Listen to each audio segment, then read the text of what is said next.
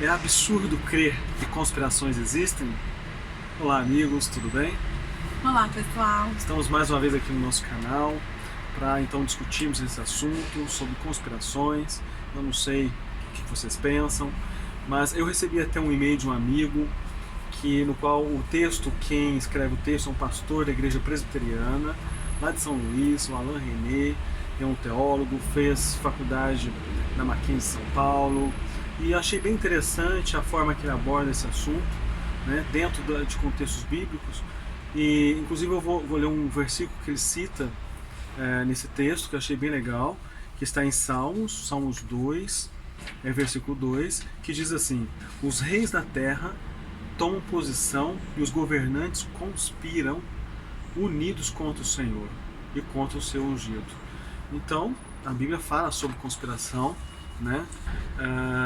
Então, desde o início aí da criação, quando o homem pecou, né? Então, tem vários relatos na Bíblia sobre conspirações. Inclusive nesse texto, depois eu vou deixar para vocês darem uma olhada, ele cita vários versículos aí que falam então sobre conspirações. Davi lá, que o filho Absalão, que, né, fez uma conspiração contra o reinado de Davi. Então, assim, na realidade, o mundo também jaz o maligno, né? Nós estamos, ainda mais agora, muita coisa acontecendo. Então, eu acho assim, é bem interessante nós questionarmos algumas coisas, né? Não devemos acreditar em tudo que acontece, né? Porque é isso que os governantes, os que estão aí por trás de tudo, com uma agenda a ser cumprida, que eles querem que aconteça. Querem que todo mundo acredite sem questionar, sem estudar, sem buscar a entender o que está acontecendo, né? Então é sobre isso que nós vamos falar. Quem vai falar mais aqui é a Dalgma, que vai discorrer sobre esse tema de hoje. Então, como no último vídeo nós falamos sobre o Sérgio Monasti, eu queria trazer um pouquinho para vocês conhecerem a respeito de quem foi Sérgio Monasti e sobre os estudos que ele fez sobre a teoria da conspiração. Sérgio Monasti foi um jornalista investigativo canadense. A obra dele é inspirada nas obras de William Guicard. William Guicard foi um comandante da Marinha canadense, ele era inglês, mas também canadense e cristão. William Guicard vai fazer bastante menção às teorias antimaçônicas, né, sobre a nova ordem mundial, e o Sérgio Monasti, inspirado por William Guicard, em 1990 começa então a investigar sobre essas ordens anti-governo, a favor de governo mundial. E o Sérgio Monasti então ele escreve 3 grandes relatos, e ele dá entrevistas sobre isso, tem até livro dele publicado com o Projeto Bluebeam, com o tema Projeto Bluebeam. Mas ele vai falar sobre a Aurora Vermelha, ele vai falar sobre o Projeto Bluebeam em 1990 e os Protocolos de Toronto em 1996. Em 1996 também foi quando ele morreu, tá? Ele foi preso, ele foi perseguido, e em 1996 ele morreu de causas que não são mencionadas.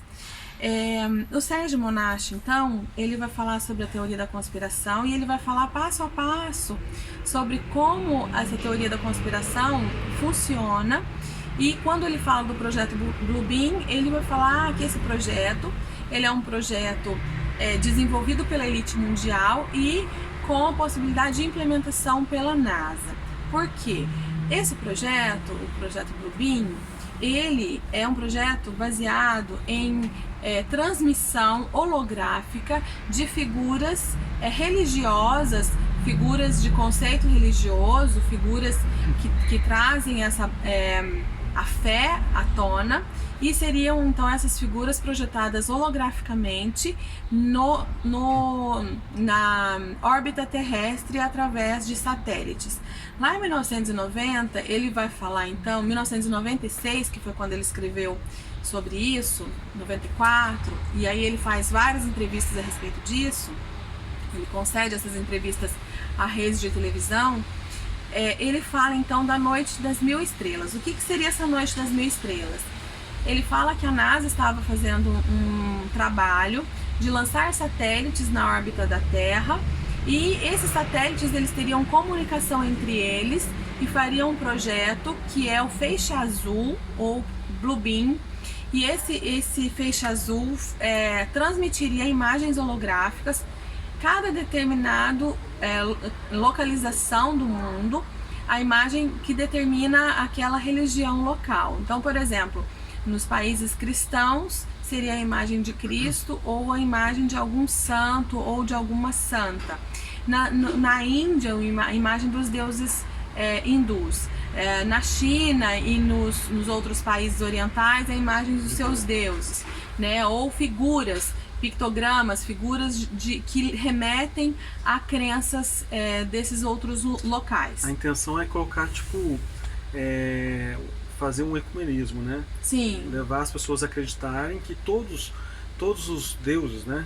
Que a cada cultura tem, todos são corretos. Então a intenção é fazer esse projeto para que as pessoas acreditem que não só Jesus Cristo é o Salvador, mas como Buda e outras crenças aí, né, que todos levam a salvação. É a questão para ter uma religião só, né? É a questão do cosmo, né? Tudo gira em torno de um cosmo, e esse cosmo seria uma força maior, universal, que é a que rege e governa todos os elementos da Terra, os elementos do universo.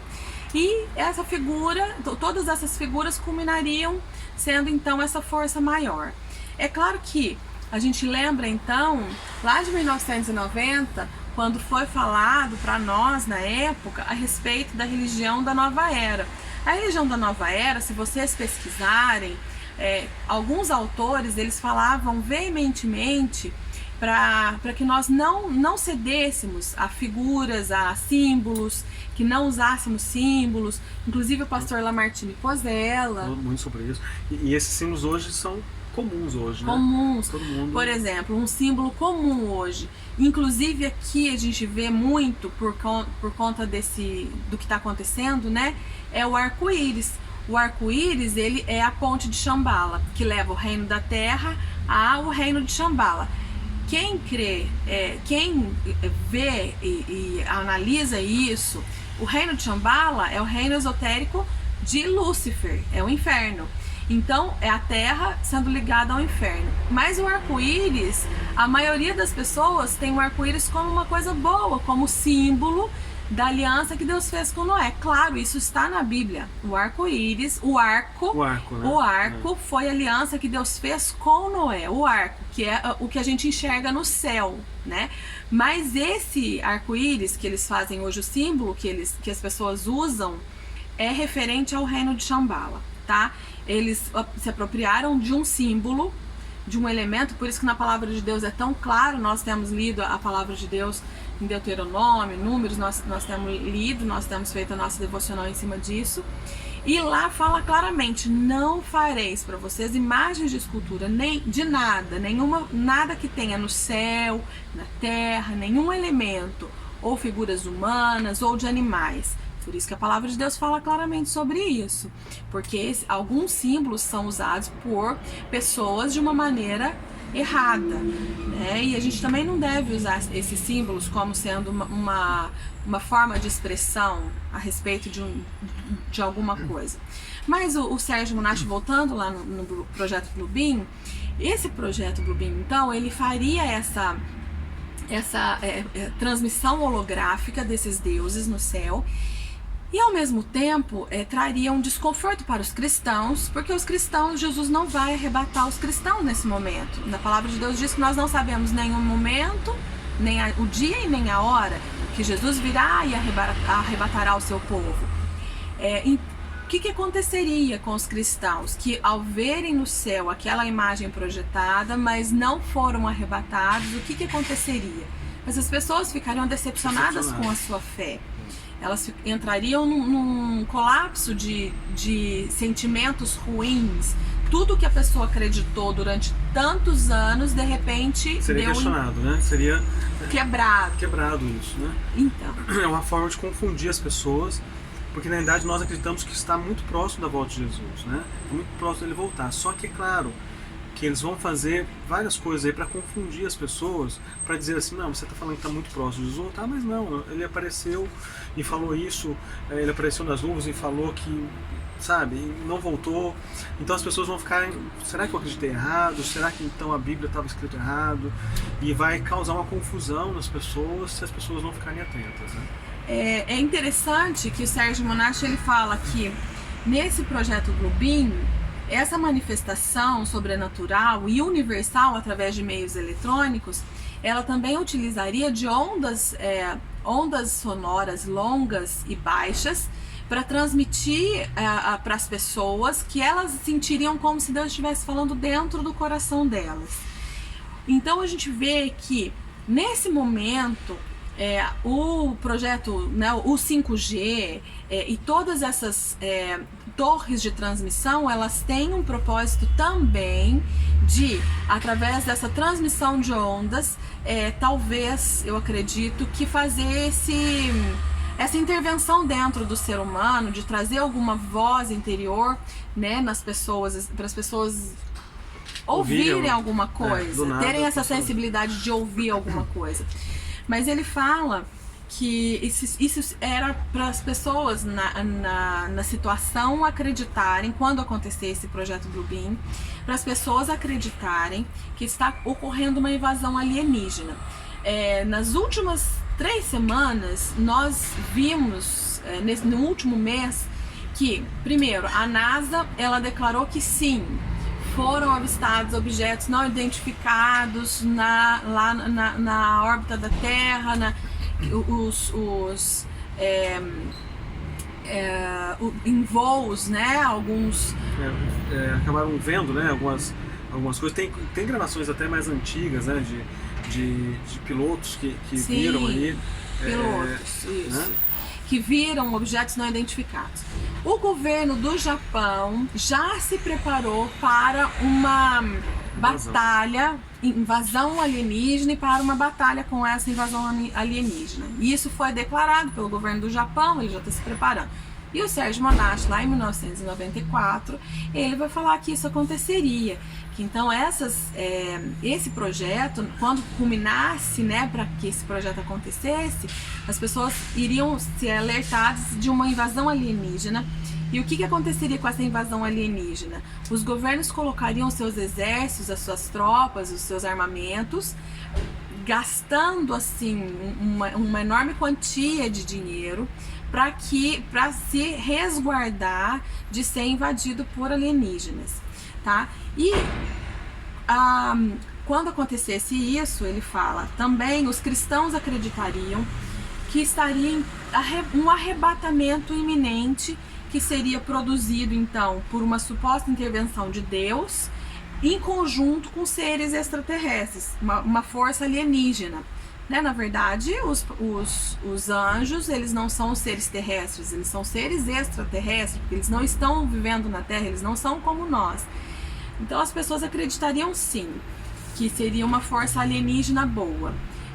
Outra coisa que ele fala é que essa mistura de força eletrônica e sobrenatural ia projetar também, logo após essa projeção no céu, ia projetar formas de fantasmas satânicos ou espectros em todo o mundo, e isso levaria a população a um caos, a um desespero. Muitas pessoas se suicidariam, assassinatos, porque as pessoas iam confundir outras pessoas com demônios, distúrbios psicológicos gravíssimos.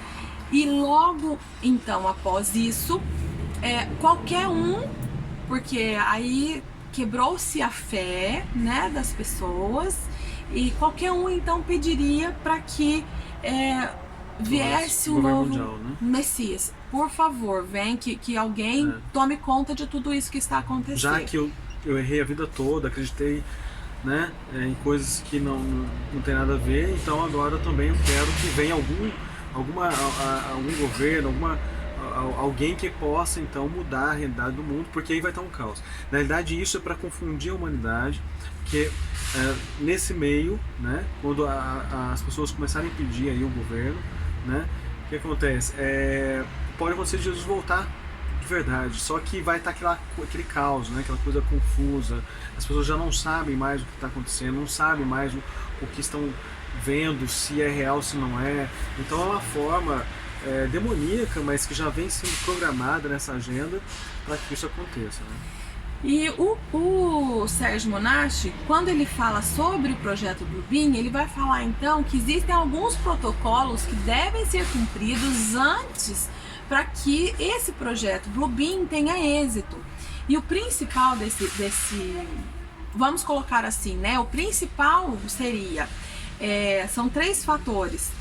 O colapso da economia, não um colapso completo, mas um colapso que derrubaria toda a economia no geral de uma forma gradativa.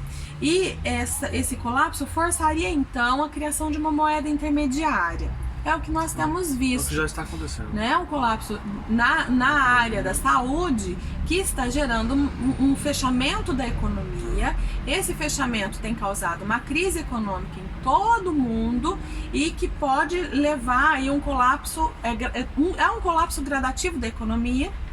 A economia está aos poucos se desfazendo, sendo quebrada, e isso está sendo já projetado uma nova moeda mundial, uma nova moeda internacional mundial, para que todo mundo se submeta a uma economia que possa ajudar a todos. A outra questão que ele fala também é a questão do medo, que é muito importante. Eu já falei isso acho que desde o primeiro vídeo. Ele fala que o medo, ele sempre foi utilizado por uma elite poderosa para controlar e subjugar as massas, o povo. É um aliado deles, né? É o maior aliado. Porque é muito fácil você controlar pessoas através do medo, né? As pessoas, igual agora, né? Quando sair lá não posso falar imunização. A imunização, né? O que acontece? Pelo medo, as pessoas vão querer, né? Nossa, mas eu posso ser contaminada, nossa, mas eu tenho filhos, eu não posso perder meu emprego, eu não posso deixar de fazer isso. Então o medo faz com que a pessoa seja mais fácil ser dominada, né? Ele fala, até eu vou ler para vocês uma frase que ele fala numa das entrevistas dele, que é essa assim, ó: o medo sempre foi usado por uma elite poderosa para controlar e subjugar as massas. A velha máxima dividir e conquistar está sendo praticada até o limite em todos os cantos do planeta para garantir que todos tenham medo de sua segurança pessoal e medo ou suspeita das pessoas ao seu redor. Isso também é chamado de controle de mente. Então o governo mundial, a elite mundial, através de todo esse episódio que nós estamos vivendo, né, as pessoas estão uma com medo das outras, elas não conseguem mais ter uma comunicação sadia porque tem o medo, né? Você entra num comboio, entra num Estão todos metro. assustados. Ontem até brinquei com a Dalsma que a gente estava no comboio, né? E a cada as divisões, né? 4 lugares. O que acontece? A cada quadradinho de 4 lugares só senta uma pessoa, ou no caso, quando casal, senta só 2. Falei, nossa, pelo menos agora a gente... Legal isso, né? Ficou um negócio mais privado, né? A gente brincando. Por quê? As pessoas agora se afastaram, tá todo mundo com medo. Você vai falar com uma pessoa, a pessoa já se afasta, já coloca sua máscara. Então é isso que eles queriam, né? Isso que tem que acontecer para dominar melhor, né? Isso faz parte dos protocolos de Toronto, que é a outra pesquisa que ele faz, e ele faz ele concede essas entrevistas nas redes de televisão na época, e ele fala: os protocolos de Toronto são a psicose coletiva do medo, as pessoas têm que ter medo. Todas as práticas religiosas devem ser respeitadas ao mesmo nível, então não importa se a pessoa é pagã, se ela tem a crença que ela vai sacrificar um filho e você... Tem que respeitar todos, né? E aquilo para você é um absurdo, como o aborto, a prática do aborto, e você não pode, então todas as práticas religiosas devem ser respeitadas ao mesmo título. É a Declaração dos Direitos e das Liberdades Individuais. Então, todas as pessoas têm direitos e liberdades individuais. Lembrando que esses direitos e liberdades individuais que são concedidos pelo Estado, eles são, ao mesmo tempo que são concedidos, você tem o direito, você tem a liberdade, mas você também vai ser cobrado por isso. O Estado, ele pode a qualquer momento declarar um estado marcial, e aí você vai ser punido por aquilo que você a vida inteira acreditou que era um direito, que era uma liberdade sua. Ele fala sobre a liberdade sexual, para que se cumpra todo o protocolo para chegar nesse último ponto. Então tem que ter a liberdade sexual também, os movimentos de contestação feminina. Aí ele fala, sim, né? A multiplicidade de entretenimento, a satisfação dos desejos e instintos do homem. Ele fala que um homem que é possuído por seus instintos, ele é escravo dos seus instintos. Então esse homem, ele vai ceder a qualquer coisa quando ele é dominado pelo instinto. A gente volta lá no apóstolo Paulo, que prega que, segundo o cristianismo, aquilo que nós cremos, a palavra de Deus, nós já não somos escravos do nosso corpo, nós não somos escravos da carne, mas de Cristo. Nós somos filhos de Cristo, filhos de Deus.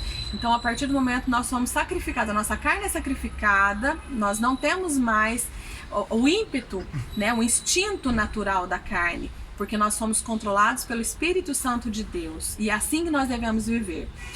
E ele vai falar então muita coisa, eu vou deixar para um próximo vídeo, que é muita coisa interessante, são várias, é uma agenda bem completa, e essa agenda ela completaria 70 anos agora em 2020, porque ela foi feita lá em 1950, logo após a Segunda Guerra Mundial. Então completou 70 anos agora em 2020 e era realmente um propósito, um projeto para que se concluísse em 2020. Então tudo que nós temos visto é muito interessante, porque o Sérgio Monasti, ele não sabia que isso iria acontecer assim, dessa maneira. Ele fez uma denúncia do que ele viu, do que ele presenciou, do que ele investigou. E nós agora estamos presenciando tudo que tem acontecido. Uma coisa muito importante que eu queria ressaltar é o projeto Bluebeam, ele é feito através de imagens holográficas. As pessoas falam, mas isso pode acontecer assim? Existe uma especulação, isso é uma especulação, de que as torres gêmeas elas foram implodidas. Não houve... Usaram essas imagens, né? Sim. Que foi um teste, na verdade. Parece muito real, mas na verdade eles implodiram depois, né? Não foi um avião que bateu na Torre Gêmea, 2 aviões que vieram. Não, foram imagens holográficas. Existe muito estudo a respeito disso, tá? A gente ainda tem isso como especulação. No entanto, quando você olha lá no Google hoje, você consegue fazer uma imagem holográfica de um animal na sua frente. Você consegue fazer essa reprodução de imagem holográfica na sua frente. Então é bom a gente começar a observar essas coisas, porque há um tempo atrás era dos joguinhos lá do Pokémon, né? Caçar o Pokémon. Tudo isso aí é um teste, já é um preparo para depois eles fazerem. É isso que fazer essa projeção, né, no céu. E eu acredito, isso é uma opinião minha, eu acredito que quando ele fala que os demônios seriam projetados holograficamente, eu acredito que eles não precisam ser projetados holograficamente. Eu acredito porque na palavra de Deus fala que no final dos tempos seriam soltos espíritos imundos, né, do poço do abismo, e esses espíritos viriam para atormentar as pessoas. Então eu acredito que vai acontecer isso. Eles não precisam ser holográficos, umas imagens, espectros. Eles podem ser reais, tá? Mas também a tecnologia pode utilizar disso para trazer o medo, como nós estamos falando. E antes até que aconteça o real. Tá bem, pessoal? Era isso que eu queria trazer para vocês. São muitas informações, por isso fica assim, muita coisa por falar. É claro que depois a gente vai trazendo aos poucos. Se vocês gostaram, comentem aí o que vocês acharam interessante. Até porque assim, num vídeo só fica cansativo, às vezes, de fazer um vídeo muito longo. Mas se vocês gostarem, comenta aí, que a gente volta a falar mais sobre esse assunto, né? Sobre a nova era, tem muita coisa da nova era que já não é mais uma coisa absurda, porque já está tudo no meio, já infiltrou mesmo, e a gente vê isso pelos novos pregadores que surgem aí, muitos que falam que a palavra de Deus não é a palavra de Deus, que é só um livro. Então, assim, tem muita coisa, tem muita polêmica, mas a gente tem que se basear naquilo que está escrito na palavra de Deus. E a palavra hoje, para o tempo, que eu quero deixar com vocês, está lá em 2 Tessalonicenses 3,3, que o nosso Deus, Ele é fiel para nos guardar de toda a malignidade deste mundo. Fiquem em paz, que Deus abençoe vocês. Deus abençoe vocês, comentem, compartilhem, e obrigado pelo carinho, por todos os comentários, pelos nossos amigos. Muito obrigado por participarem e estarem conosco aí. Até mais. Até mais.